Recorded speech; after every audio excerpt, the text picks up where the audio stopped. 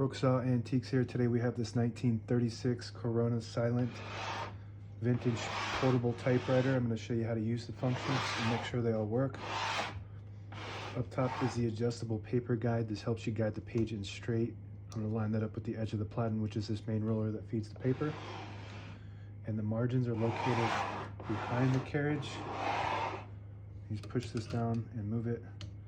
And just make sure that they're set in between the paper fingers in front so that you don't get stuck on them. I'll show you that in a second. And these are your paper support arms that flip up. And this panel flips to the front so you can access those margins from the front. And let's test the margins. So we can move this a little closer to the edge. So I'm just going to move that margin a little bit closer to the edge. And this one is pretty good, but as you can see, if you get too close to it, you get stuck on it. I'm going to move it a little bit to the middle, and that looks good to me. And this is the paper bale that sits on top. You got to flip it forward when you're loading your page, and then it sits on top. And I'm getting a little bit of resistance from this paper finger, so I'm going to move that. And these are the paper fingers right here.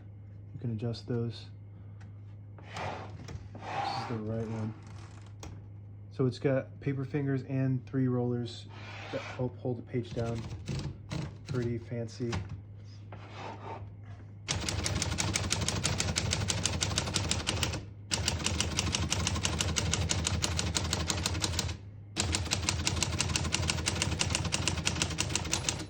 Once you hear the bell, you're at the end of the margin. You hit the slide space, gets you back to the beginning and skips 1 or 2 spaces. Right now we have it on single, but if you want double, you just flip this switch forward, skips 2. We're going to keep it on single and finish typing. As you can see, all the keys type nice and none of them skip or stick. I'll type a sentence in red on the next line and switch from black to red. There's a switch on the right side. You flip that all the way up to that red dot. It prints the bottom portion of the ribbon. When you have it in the middle, it just leaves it. It doesn't print at all, it just leaves a stencil. If you have it all the way down, it prints the top portion of the ribbon. So we're going to put that all the way up to print the bottom portion of the ribbon.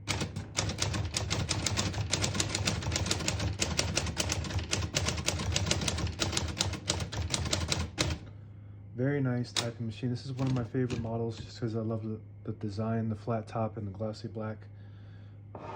It is, the brand is a Corona Silent, but it's not silent, as you can hear, but it's a little bit quieter than your average typewriter. So back when they were branding these, they over-exaggerated a little bit.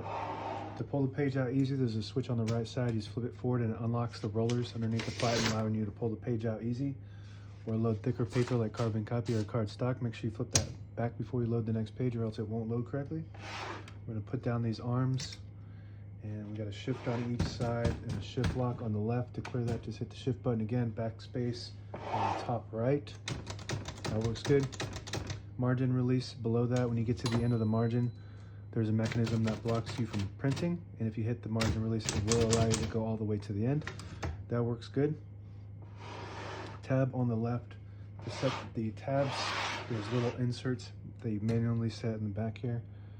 And you just pull them out and put them anywhere on this rack. Right now I have them set on the 10s, so there's a scale up top to tell you exactly what space you're on. So right now we're on 10, 20, 30, 40, 50, and 60.